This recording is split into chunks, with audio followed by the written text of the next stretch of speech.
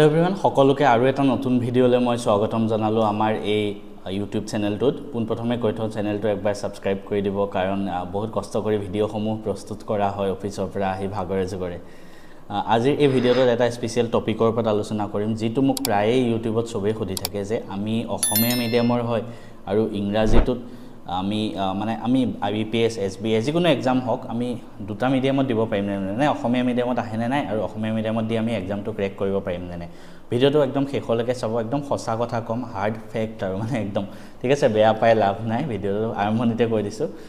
পোনপ্ৰথমে মোৰ কথা যদি কৈ থওঁ মই নিজেও অসমীয়া মিডিয়ামৰ আছিলোঁ ক্লাছ 10 লৈকে মই যোগনাই শংকৰদেৱ শিশু নিকেতনত পঢ়িছিলোঁ আৰু তাৰ পিছতো মই SBI আমাৰ IBPS বহুত কেইটা এক্সাম ক্ৰেক কৰিছিলোঁ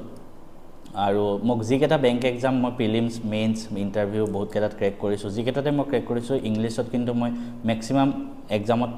30 আউট অফ 30 বা 30 আউট অফ 29 পাইছোঁ মানে 99% আৰু 100% মই পাইছোঁ ইংলিছত আৰু ইংলিছ ছাবজেক্টটো এনেকুৱা এটা হয় যোনটোৱে আপোনাক এক্সামটো ক্ৰেক কৰাই দিব গতিকে ইংলিছত আমি বেছি গুৰুত্ব দিয়া উচিত এতিয়া কথাটো এনেকুৱা অসমীয়া মিডিয়ামত আহে নে ইংলিছ মিডিয়ামত আহে কুৱেশ্যনবিলাক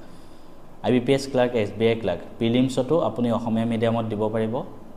মেইনছতো অসমীয়া মিডিয়ামত দিব পাৰিব মই আৰম্ভণিতে কৈ দিছোঁ ঠিক আছে দুইটা এক্সামতে ক্লাৰ্ক এক্সাম কেইটাত আপুনি অসমীয়া মিডিয়াম দিব পাৰিব কিন্তু আপুনি যদি ভাবিছে মই অসমীয়া মিডিয়ামত দি পেলাই এক্সামটো ক্ৰেক কৰিম মই ইংৰাজী নাজানিলেও হ'ব তেনেহ'লে আপুনি 100% ভুল হয় মই লিখি দিছোঁ আপুনি এক্সাম পাছ কৰিবই নোৱাৰে প্ৰিলিমছ কিয় বহুতে সুধিব ঠিক আছে কাৰণ অসমীয়া মিডিয়ামত আপুনি ভাবি অসমীয়াত পঢ়ি আপুনি যদি এক্সামটো পাছ কৰিম বুলি ভাবিছে নোৱাৰে কাৰণ প্ৰিলিমছ এনেকুৱা এটা এক্সাম হয় IBPS বা SBI 80+ আপুনি টাৰ্গেট কৰিব লাগিব 80+ 85ও যাব পাৰে কাট অফ 80ও যাব পাৰে ধৰি ললো 80 কাট অফ যাব মেথছ আহে মেথছৰ অসমীয়াতে ধৰ কৰিলে 35টা কুৱেশ্যন আপুনি 35টা ভিতৰত 35টা নিজে কৰিব পাৰিব জানো ইমানখিনি আপুনি ষ্ট্ৰং নহয় 35টা ভিতৰত 30টা কৰিব পাৰিব বহুতে কৰি দিব পাৰিম কুৱেশ্যন পেপাৰখন চাই পেলাই তেনেকুৱা নহয় 20 মিনিট সময় দিয়ে 20 মিনিটত 35টা ভিতৰত ধৰক আপুনি 30টা কৰিব পাৰিলে ভুল হ'লে এফালে নিগেটিভো হ'ব সব কৰিব নোৱাৰে ধৰি ললো 30 পালে মেথছত ঠিক তেনেকৈ ৰিজনিঙৰ 35টা আহে 20 মিনিটত 30টা কৰিলে কিমান হ'ল 60 30 আৰু 30 60 আপোনাক পাছ কৰিব কিমান লাগে 80 বা 85 হয়নে বাকি 20-25 নম্বৰ ক'ৰ পৰা পাব ইংলিছে দিব আপোনাক ইংলিছৰ মাত্ৰ 30 নম্বৰ আহে সেই 30 নম্বৰৰ ভিতৰত আপুনি 25টা মান কাৰেক্টে কৰিব লাগিব তাৰ মানে গতিকে প্ৰেক্টিক্যালি যদি কথাটো চাব যোৱা হয় ইংলিছ নোহোৱাকৈ আপুনি এক্সাম পাছ কৰিব নোৱাৰে সেইটো মই গ্যাৰান্টি দিছোঁ তাৰ মানে ইংলিছত আপুনি ষ্ট্ৰং হ'বই লাগিব ঠিক আছে তেতিয়াহে এক্সামটো পাছ কৰিব পাৰে এনি সেন্টিমেন্টত আহি আমি অসমীয়াটো পৰীক্ষা দিম অসমীয়াত পাছ কৰি দেখাম আজিলৈকে মেক্সিমাম মই যিমান মানুহ দেখিছোঁ কৰাই নাই কোনো মোক বহুতে বেয়া পাব পাৰে কথাটো কোৱাৰ কাৰণে বেয়া পাব পাৰে কাৰণ মই তেনেকুৱা অসমীয়াক অপমান কৰিছোঁ বুলি ভাবিব পাৰে মই মোৰ কথা কৈ থওঁ মই মেট্ৰিকত অসমীয়াত 98 মাৰ্কছ পাইছিলোঁ 98% অসমীয়াত আৰু মই অসমীয়াত বহুত পেপাৰত প্ৰবন্ধ লিখিছোঁ আজিলৈকে মই যেতিয়া NITত আছিলোঁ এতিয়া চাকৰি সূত্ৰে কিছুমান ৰেষ্ট্ৰিকশ্যন আহি গ'ল গতিকে মই লিখিব নোৱাৰোঁ বাট আগতে মই বহুত অসমীয়া বাতৰি কাকতত প্ৰবন্ধ গল্প বহুত কেইখন আলোচনীত মই প্ৰবন্ধ লিখোঁ মই NITত থাকোঁতে মেগাজিনখিনিত মই সক্ৰিয়ভাৱে মই লিখি আছিলোঁ এতিয়াও মোক অসমীয়া লিখিব দিলে মই এতিয়াও পাৰিম আমাৰ অফিচত যিমানখিনি অসমীয়া কম্পিটিশ্যন হয় বেছিভাগত মই প্ৰাইজ পাওঁ এতিয়াও কাৰণ মই সেইখিনি ষ্ট্ৰং হয় কিন্তু মই এটা কথা জানো যে কিবা এক্সাম পাছ কৰিব হ'লে আপুনি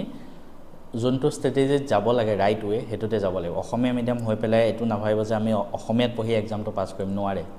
ইংলিছত ষ্ট্ৰং হ'ব লাগিব এটা বহুতে সোধে ইংলিছত কেনেকৈ ষ্ট্ৰং হ'ম পোনপ্ৰথমে কৈ থওঁ ইংলিছৰ ডিটেইল ষ্ট্ৰেটেজি মই বেংকাৰ সিৰিজত দিয়া আছে ডেছক্ৰিপশ্যনত মই লিংকটো দি থৈ দিম তাতে গৈ আপুনি ধুনীয়াকৈ চাই ল'ব পাৰে ক'ত কোনটো টপিক ক'পা পঢ়িব লাগে পুৰা মই দি থৈ দিছোঁ বেংকাৰ সিৰিজটো চালে হ'ল থুলমূলকৈ কৈ দিছোঁ ইংলিছ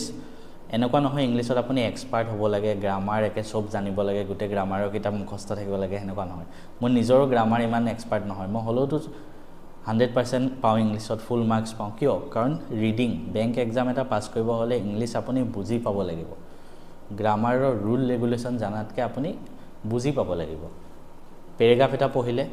জানিব লাগিব এই পেৰাগ্ৰাফটোত কি কৈছে গোটেই পেৰাগ্ৰাফটো ভালদৰে পঢ়িব পাৰিব লাগিব যদি পেৰাগ্ৰাফটোৱে আপুনি ভালকৈ পঢ়িব নোৱাৰে আপুনি নোৱাৰে পাছ কৰিব কাৰণ মেক্সিমাম ইংলিছৰ 30 ভিতৰত 15 নম্বৰ মান আপোনাৰ RC আহিব মানে ৰিডিং কম্প্ৰিহেনশ্যন তাৰ মানে এটা পেছেজ দিব সেই পেছেজটোৰ পৰা চাই আপুনি জাষ্ট এনসাৰ কেইটা দিব লাগে